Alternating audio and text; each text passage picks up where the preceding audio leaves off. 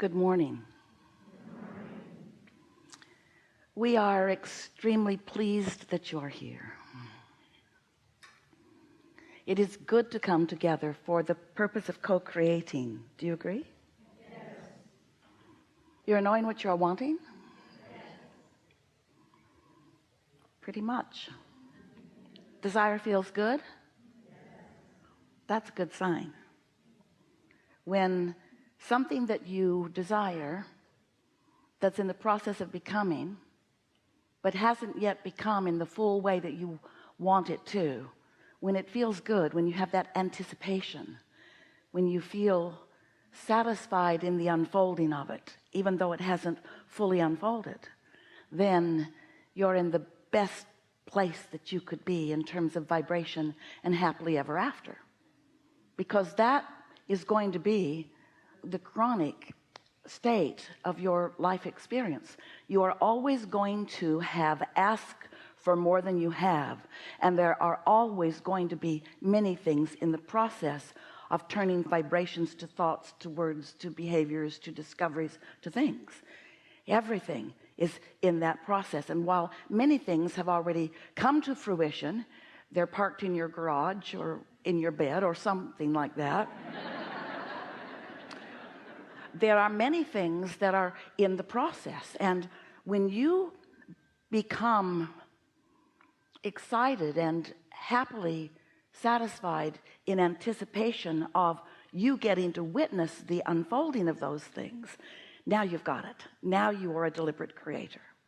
But if you are like so many humans who want it but can't see it yet and are more aware of its absence than you are about its evolving presence, about its vibrational presence, in other words, sometimes its vibrational presence is all you've got, and everything has a vibrational presence that is evolving into something that you acknowledge through your physicality as more tangible.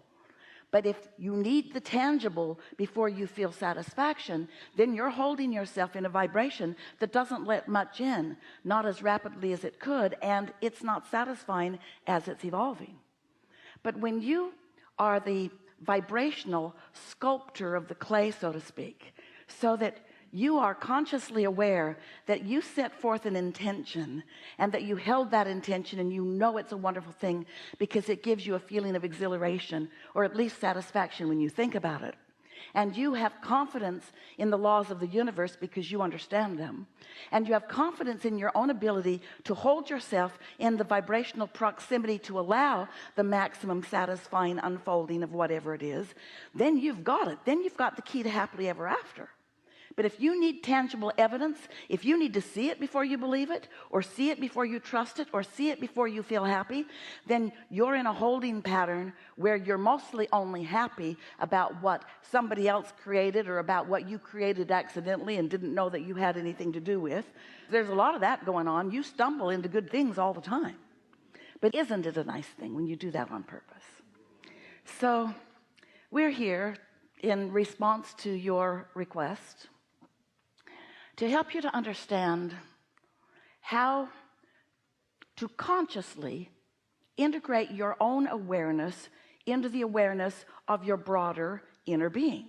And the reason that we want to help you do that, and the reason that it is an advantage to you, is because the non-physical part of you, the part of you that existed before you came into this body, the part of you that still exists non-physically even though you are in this body, that non-physical part of you has pure, positive, focused attention upon you and everything that matters to you. And law of attraction is responding to that aspect of you, that non-physical, resistance-free aspect of you, and the law of attraction is responding to the physical you and what you think about. Well, when law of attraction responds to that non-physical part of you, law of attraction is gathering all of the cooperative components to fill in all the delicious pieces for everything that you want.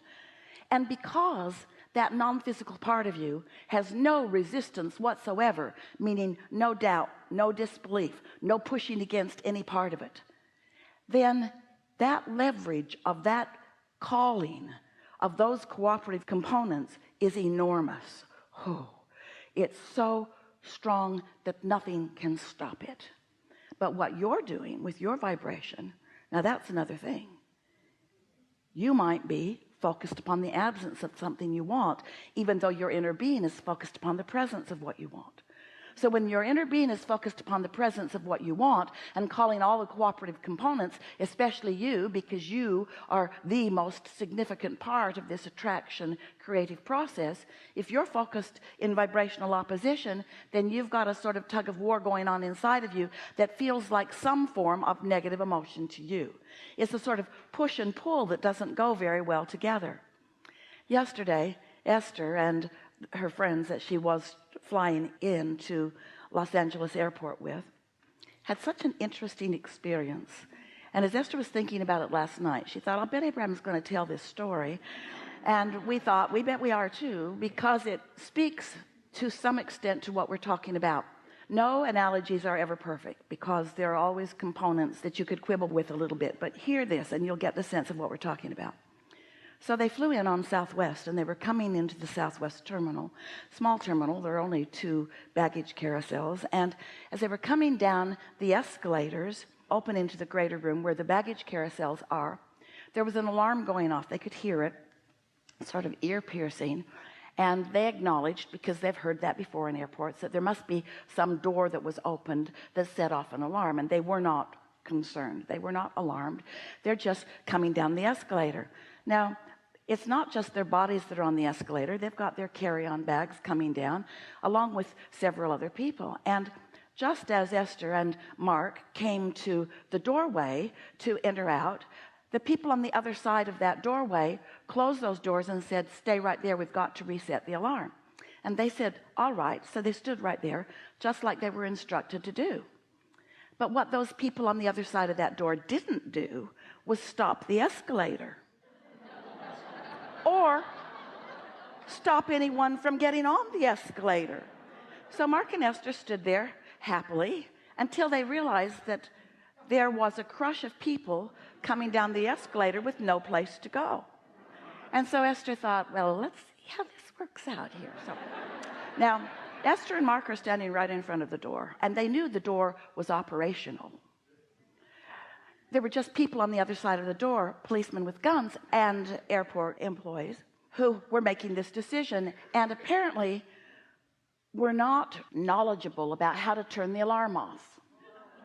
So a lot of people were coming down the escalator, and Esther turned around and acknowledged how many more were coming, and also acknowledged that there was not going to be enough room for them, and the crowd was starting to panic. Have you ever been coming off of an escalator and someone has decided to stop and hug someone right where you need to get off? And compound that with your luggage and all that other things. And so there was a true sense of panic in the room. So Esther just opened the door. And they said, no, no, no, no, no. And Esther said, yes, yes, yes, yes, yes. You guys need to think this through. And the crowd is going, yay! So there are a few points we want to make here. First of all, be a self-advocate.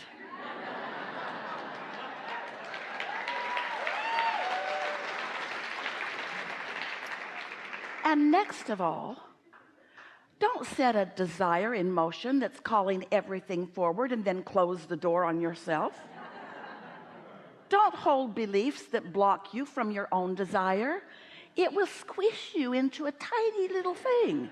You do that to yourselves on pretty regular basis. You ask and the whole universe calls, and all forces, the energy that creates worlds, set things in motion, and then you stand stubbornly with some bogus, flawed premise belief while the whole world tramples you in your unwillingness to move in the direction of your own desire.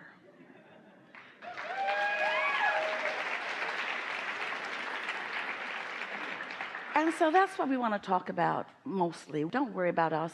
We want to talk about anything you want to talk about, but we'll wedge our message in the crack. And we want you to leave here feeling more assured of your own well-being and more confident about where you stand in every moment, because we don't just want you to stand in contrast and give birth to desires. That happens all day every day. We want you to be so confident of the unfolding of those desires that you stand in happy, satisfied expectation of the unfolding of them. We want every phase of your desires, from the birthing of the desire as it bursts into your consciousness to the full manifestation of it, to be the pleasurable experience that you expected it to be when you made the decision to come into this physical body. Oh, there's a lot of trouble in this room. Begin right here.